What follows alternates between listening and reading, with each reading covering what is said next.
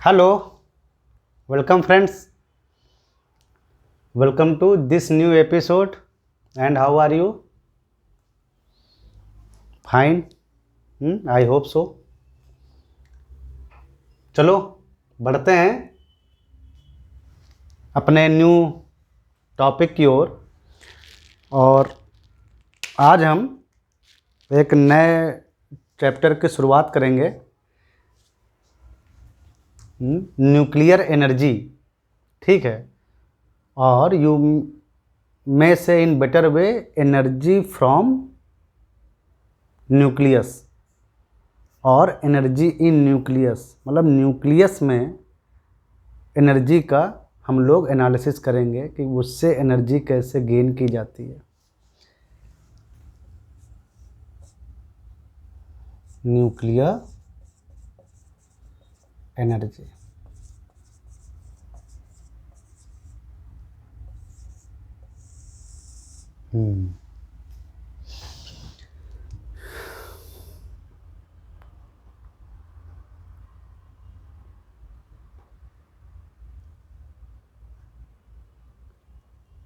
एक तरफ हम क्या करते हैं, एक तरफ हम 1 ग्राम यूरेनियम लेते हैं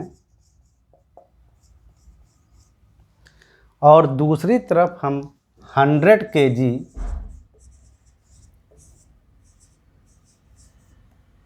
कोल या वुड, जो भी है आप ले लो। ठीक है। और इनसे हम एनर्जी जो गेन करेंगे उसका एनालिसिस करेंगे। अब हम तो यहाँ जलाने जा नहीं रहे यूरेनियम और कोल, हम यहाँ पर इनको बर्न करने तो जा नहीं रहे। तो ऐसा लेकिन होता रहता है, रिएक्टर्स में यूरेनियम को बर्न करते हैं और किसी फर्नेस और भट्ठी में कोल और वुड को बर्न करते हैं। तो ये सब ऑलरेडी हो चुका है, हम उसका सिर्फ एनालिसिस करेंगे। ठीक है, कि कैसे एनर्जी गेन होती है। तो 1 ग्राम यूरेनियम लिया तो यूरेनियम के जो न्यूक्लियस हैं, यानी उनके नाभिक, हम उनसे एनर्जी गेन करेंगे। तो आप इसको लिख सकते हो न्यूक्लियर बर्निंग। क्या लिख सकते हो? Nuclear burning. हम न्यूक्लियर को बर्न करके उसकी मतलब उससे एनर्जी लेंगे। जैसे जो न्यूक्लियर रिएक्टर होते हैं वहाँ पर यूरेनियम को बर्न किया जाता है। अब बर्न करने के लिए माचिस नहीं लगाई जाती है, इसका अलग कॉन्सेप्ट है। यूरेनियम को बर्न करने के लिए यूरेनियम में माचिस नहीं लगाते हैं, इसको बर्न करने के लिए अलग तरीके हैं। ठीक है।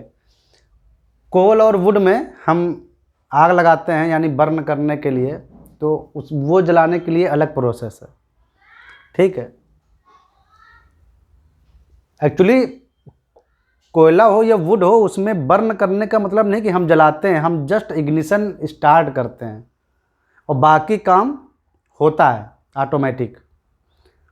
ठीक है। कहीं पर थोड़ी देर के लिए आग लगाते हैं कोल और बर्न में, बाकी काम ऑटोमेटिक होता है, यानी रिमेनिंग बर्निंग एक प्रोसेस है। सिमिलरली यूरेनियम की भी बर्निंग जो की जाती है वो एक प्रोसेस से की जाती है शुरुआत में, और जो बाकी जो बर्निंग है वो एक प्रोसेस है, वो अपने आप होता है। ठीक है। अब कोल और वुड, इसकी बर्निंग करेंगे और उसका कुछ नाम देंगे। जैसे हमने इसको न्यूक्लियर बर्निंग कहा तो उसका भी कुछ नाम देंगे। कैसे देंगे बताएंगे। ठीक। जब पहले आते हैं हम उधर जो हम रोज देखते हैं, क्या? कोयला जलाना, लकड़ी जलाना, अपना एलपीजी जलाना। समझ गए? घर में गैस स्टोव जो होता है ना, एलपीजी लिक्विड पेट्रोलियम गैस, घर सॉरी, तो वो पहले देखते हैं क्योंकि हम उसके हैबिचुअल हैं। देखो, जब कोल और वुड जब बर्न किए जाते हैं तो बर्न का मतलब होता है केमिस्ट्री में ऑक्सीडेशन, वो आप जानते हो। तो कोल और वुड में हमने 100 किलोग्राम, याद रखो कि लगभग 100 किलोग्राम रखा है एग्जाम्पल के लिए। तो कोल और वुड को जब बर्न करते हैं तो होता क्या है, कोल और वुड में ज़्यादातर ग्लूकोज और सेलुलोज से बना मटेरियल होता है, और कोयला कोक भी हो सकता है, कार्बन भी हो सकता है। तो जब ये ऑक्सीडाइज होता है यानी जब बर्न होता है तो कार्बन डाइऑक्साइड और वाटर बनता है और एनर्जी रिलीज होती है। एनर्जी को क्यू लिख देते हैं। ये एनर्जी क्यों रिलीज होती है, हमने इसके पहले जब हम न्यूक्लियस पढ़ा रहे थे तो हमने एक बहुत इम्पॉर्टेंट कॉन्सेप्ट दिया था जो कि आप केमिस्ट्री में पढ़ोगे कि एनर्जी इसलिए रिलीज हुई क्योंकि लेस स्टेबल मॉलिक्यूल से मोर स्टेबल मॉलिक्यूल बने। लेस स्टेबल मॉलिक्यूल से मोर स्टेबल मॉलिक्यूल्स जब बनते हैं, यानी जब स्टेबल प्रोडक्ट जब बनता है तो एक्सोथर्मिक रिएक्शन होती है, और जब एक्सोथर्मिक रिएक्शन होती है तो उसका मतलब एनर्जी रिलीज होती है, हीट के फॉर्म में रिलीज होती है। ठीक है, ये सब हम अच्छे से बता चुके हैं। केमिस्ट्री में आप ज़्यादा अच्छे से सीखोगे क्योंकि वहाँ पर इस पर एक अलग चैप्टर रहेगा थर्मोकेमिस्ट्री टाइप से, तो वहाँ पर आप ज़्यादा अंडरस्टैंड करेंगे केमिकल रिएक्शन को। सिमिलरली हमने न्यूक्लियर जो फिनोमिना है, यहाँ पर हमने बाइंडिंग एनर्जी और एक्सोथर्मिक एनर्जी ये सब जब हमने पढ़ाया था तो हमने इसके कॉन्सेप्ट क्लियर कर दिए थे कि मोर स्टेबल प्रोडक्ट बनाने के लिए एक्सोथर्मिक रिएक्शन होती है, यानी एनर्जी रिलीज होती है। जितनी ज़्यादा एनर्जी रिलीज हो जाएगी वो प्रोडक्ट उतना ही, जो बनाएगा प्रोडक्ट, या इस केस में जो डॉटर न्यूक्लियस जिसको बोलते थे, वो उतना ज़्यादा स्टेबल हो जाएगा। ठीक है, तो यहाँ पर आते हैं, कुछ कोक है तो वो भी ऑक्सीजन से मिलके कार्बन डाइऑक्साइड बनेगा और कुछ एनर्जी रिलीज होगी। कार्बन मोनोऑक्साइड अगर कुछ बन गई तो वो भी ऑक्सीजन से रिएक्शन करके कार्बन डाइऑक्साइड बन जाएगा, एक स्टेबल प्रोडक्ट, और एनर्जी रिलीज होगी। ये सब एक्सोथर्मिक रिएक्शन है। मोर स्टेबल प्रोडक्ट बनता है जब बर्न होता है कोयला या वुड या जो भी आपके ऑर्गेनिक फ्यूल्स हैं, वो जब बर्न होते हैं तो मोर स्टेबल प्रोडक्ट बनते हैं, एक्सोथर्मिक रिएक्शन होती है, एनर्जी रिलीज होती है। लेकिन जब हम ये प्रोसेस करते हैं तो पता है क्या होता है, ये जो सारी जो रिएक्शन होती हैं इनमें न्यूक्लियस पिक्चर में नहीं आता है, इनमें आउटर सेल के इलेक्ट्रॉन्स, ये जो एलिमेंट है ना सब, कार्बन, ऑक्सीजन, हाइड्रोजन, इन सबके आउटर सेल्स में जो इलेक्ट्रॉन्स होते हैं ज़्यादातर वही इनर सेल के भी इलेक्ट्रॉन रिएक्ट कर सकते हैं, क्योंकि एनर्जी मिलती है तो वो हायर सेल में जा सकते हैं, मूव कर सकते हैं एक्साइट होकर, और वो भी रिएक्शन में पार्ट ले सकते हैं। लेकिन ज़्यादातर आउटर सेल के इलेक्ट्रॉन्स, या बेटर से सेल्स इलेक्ट्रॉन्स, है ना, आउटर हो या इनर हो भाई, शुरुआत में तो आउटर सेल के इलेक्ट्रॉन रिएक्शन करेंगे, लेकिन जैसे जैसे थर्मल एनर्जी बढ़ती जाएगी उस सिस्टम की, तो वो एनर्जी अगर इनर सेल को इलेक्ट्रॉन को भी मिल रहे हैं तो वो एक्साइट होकर आउटर सेल में आ जाएंगे और वो भी केमिकल रिएक्शन कर सकते हैं। तो ये सेल्स इलेक्ट्रॉन के केमिकल रिएक्शन के चलते होता है। पूरा जो ये फंडा है उसमें इलेक्ट्रॉन पार्ट ले रहे हैं। ये जो इलेक्ट्रॉन जो पार्ट ले रहे हैं एटॉमिक सेल के इलेक्ट्रॉन, तो क्या होता है जब ये बर्निंग होती है, ठीक है, तो स्टेबल प्रोडक्ट बनता है। समझ में आया? जब बर्निंग होती है तो स्टेबल प्रोडक्ट बनते हैं।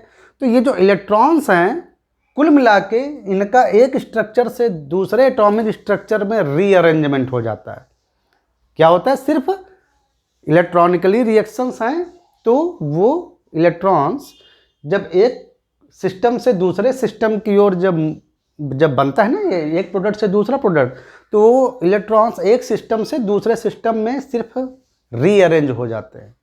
और इस रीअरेंज से क्या होता है कि एनर्जी रिलीज होती है। ठीक है, तो ये मेनली अगर देखा जाए तो इसको बोलते हैं एटॉमिक बर्निंग। जो हम लोग रोज़मर्रा के जीवन में जो एनर्जी गेन करते हैं बर्न करके, चाहे पेट्रोल हो, चाहे डीजल हो, चाहे एलपीजी हो, चाहे कोयला हो, चाहे लकड़ी हो, ये सब एटॉमिक बर्निंग कैटेगरी में आते हैं। एटॉमिक बर्निंग मीन्स लेकिन एटम में तो न्यूक्लियस होता है ना, लेकिन यहाँ हम न्यूक्लियस की बात नहीं कर रहे हैं इस पिक्चर में। यहाँ सिर्फ हम सेल्स इलेक्ट्रॉन को ही पिक्चर में ले रहे हैं। और जैसे हमने एटॉमिक फिजिक्स पढ़ी थी ना, तो वैसे ही ये पूरा सिस्टम को हम बोलते हैं एटॉमिक बर्निंग। यहाँ पर डिफरेंट केस है, यहाँ पर न्यूक्लियर बर्निंग पिक्चर में आएगी। ठीक है, अब देखो 100 किलोग्राम से जो भी एनर्जी हमको टोटल मिली कोयला लकड़ी जला के, वो ऑब्जर्व की गई कि वो 1 ग्राम यूरेनियम को जब हम रिएक्टर में बर्न करते हैं तो उससे कम एनर्जी टोटल मिलती है। 1 ग्राम यूरेनियम बर्न होने पर इससे ज़्यादा एनर्जी देता है। ठीक है, समझ में आया कि नहीं आया? ऐसा ऑब्जर्व किया गया रियल लाइफ में। तो अब आते हैं न्यूक्लियर बर्निंग की ओर। उतना तो आपने देख लिया ना, अब यहाँ पर न्यूक्लियर बर्निंग की ओर आते हैं। क्यों ज़्यादा ये एनर्जी दे देता है? 1 ग्राम यूरेनियम है तब भी ये ज़्यादा एनर्जी क्यों दे देता है? वो 100 किलोग्राम कोल और वुड है, वो ज़्यादा एनर्जी क्यों नहीं देता? तो वो उसका मेन रीज़न क्या है बताते हैं। यहाँ पर हमने देखा कि इलेक्ट्रॉन्स पार्ट लेते हैं रिएक्शन में। इलेक्ट्रॉन्स न्यूक्लियस, पॉजिटिव न्यूक्लियस से, ये इलेक्ट्रॉन है किसी सेल में, तो ये न्यूक्लियस है। न्यूक्लियस में प्रोटॉन न्यूट्रॉन होते हैं, तो ये पॉजिटिव है। ये इलेक्ट्रॉन आखिर ये न्यूक्लियस से कैसे बंधे होते हैं? कौन सा फोर्स इनको बांधे रखता है? वो है कूलॉम का स्टैटिक इलेक्ट्रोस्टैटिक फोर्स। जानते हो आप, कूलॉम के फोर्स यानी इलेक्ट्रिक फोर्स से ये बंधा होता है। तो जब आप इसको अगर तोड़ोगे, इस इलेक्ट्रॉन को निकालोगे, तो एनर्जी रिलीज होगी। अगर ये इलेक्ट्रॉन निकलना चाहेगा तो बॉन्ड टूटेगा और एनर्जी रिलीज होगी। अगर ये टूटा तो एनर्जी रिलीज होगी। वो एनर्जी जो होती है वो इलेक्ट्रॉन वोल्ट रेंज में होती है। कौन सी रेंज में होती है? इलेक्ट्रॉन वोल्ट रेंज में।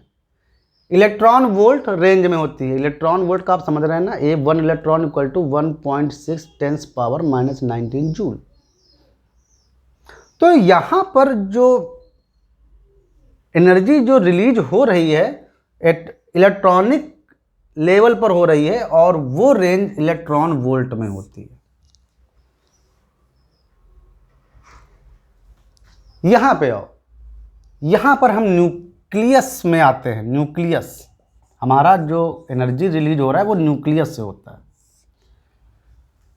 न्यूक्लियस में जो बाइंडिंग फोर्स होते हैं बहुत स्ट्रांग होते हैं, और जो बाइंडिंग एनर्जी होती है, जैसे यहाँ पर इलेक्ट्रॉन एटॉमिक स्ट्रक्चर में इलेक्ट्रॉन अगर न्यूक्लियस से जो बंधा होता है वो इलेक्ट्रोस्टैटिक फोर्स से बंधा होता है। इलेक्ट्रोस्टैटिक फोर्स जो कूलॉम के होते हैं वो न्यूक्लियर के स्ट्रॉन्ग फोर्स से बहुत कम होते हैं। तो इनकी जो बाइंडिंग एनर्जी है इलेक्ट्रॉन की न्यूक्लियस से, इलेक्ट्रॉन न्यूक्लियस से इस फोर्स से अटैच्ड है, तो इसकी कुछ पोटेंशियल या बाइंडिंग एनर्जी होगी जो कि बहुत कम रेंज में होती है। लेकिन न्यूक्लियस में जो बाइंडिंग फोर्स है, न्यूक्लियर फोर्सेस, वो बहुत स्ट्रांग है और उनकी जो बाइंडिंग एनर्जी है, यानी न्यूक्लियस में जो न्यूक्लियंस आपस में मिलियन इलेक्ट्रॉन वोल्ट रेंज की बाइंडिंग एनर्जी से बंधे होते हैं। तो अगर न्यूक्लियंस में अगर रीअरेंजमेंट किया जाए, उनको तोड़ा जाए, तो बहुत ज़्यादा एनर्जी रिलीज होती है, million times, million electron volt. मतलब इस रिएक्शन से यहाँ पर एक इलेक्ट्रॉन अगर वहाँ हटाओ और एक न्यूक्लियन यहाँ हटाओ, तो मिलियंस टाइम्स ज़्यादा एनर्जी रिलीज हो जाएगी। समझ में आया? तो इसीलिए जो ये न्यूक्लियस से जो हम एनर्जी गेन करते हैं, उसकी वैल्यू बहुत ज़्यादा होती है। उसकी वैल्यू मतलब उसकी जो क्वांटिटी होगी वो बहुत ज़्यादा होगी, क्योंकि यहाँ पर जो बाइंडिंग एनर्जी है न्यूक्लियंस की, वो मिलियन इलेक्ट्रॉन वोल्ट की रेंज में होती है। इसीलिए 1 ग्राम यूरेनियम से हमको बहुत ज़्यादा एनर्जी मिल जाती है और 100 किलोग्राम वुड या कोल से हमको उतनी एनर्जी गेन नहीं होती है। तो इसीलिए हमको न्यूक्लियर बर्निंग की आवश्यकता होती है अगर हम बहुत हाई अमाउंट एनर्जी चाहे, कंसंट्रेटेड एनर्जी। थोड़ा बेनिफिट भी है न्यूक्लियर बर्निंग और एटॉमिक बर्निंग, यानी न्यूक्लियर एनर्जी और एटॉमिक एनर्जी से। फ़ायदा ये है कि उसमें बहुत ढेर सारे वॉल्यूमेट्रिक प्रोडक्ट बनते हैं, जैसे ढेर सारी कार्बन डाइऑक्साइड, ढेर सारी वाटर वेपर, जो ग्रीन हाउस इफेक्ट पैदा करते हैं। न्यूक्लियर बर्निंग थोड़ी अच्छी इस टर्म में है कि इसमें कोई ग्रीन हाउस इफेक्ट यानी धरती को गर्म करने वाला कोई प्रोडक्ट इसमें नहीं बनता है, और ये बहुत कम्पैक्ट होते हैं, इसमें पोल्यूशन नहीं फैलता है और हमको बहुत ज़्यादा एनर्जी भी मिल जाती है। लेकिन क्या आपने सोचा कि कुछ एक और पिक्चर काम में आ सकती है, या इसमें एक और पिक्चर शामिल है? वो पिक्चर ये है कि 1 ग्राम यूरेनियम का, मतलब 1 ग्राम यूरेनियम को अगर हम न्यूक्लियर रिएक्टर में डाल के उससे एनर्जी निकालें और 100 किलोग्राम कोयला और वुड को हम बर्न करें, भट्ठी में डाल के उससे एनर्जी निकालें, तो उससे एनर्जी अगर कम मिल रही है और इससे तब ज़्यादा मिल रही है, तो उसका एक रीज़न बहुत क्लियर है। 100 किलोग्राम कोल, वुड या एलपीजी जो भी है आप जलाएंगे, तो मास लॉस दोनों जगह होता है, यहाँ भी 1 ग्राम यूरेनियम में भी और 100 किलोग्राम कोल वुड में भी। लेकिन रियल मास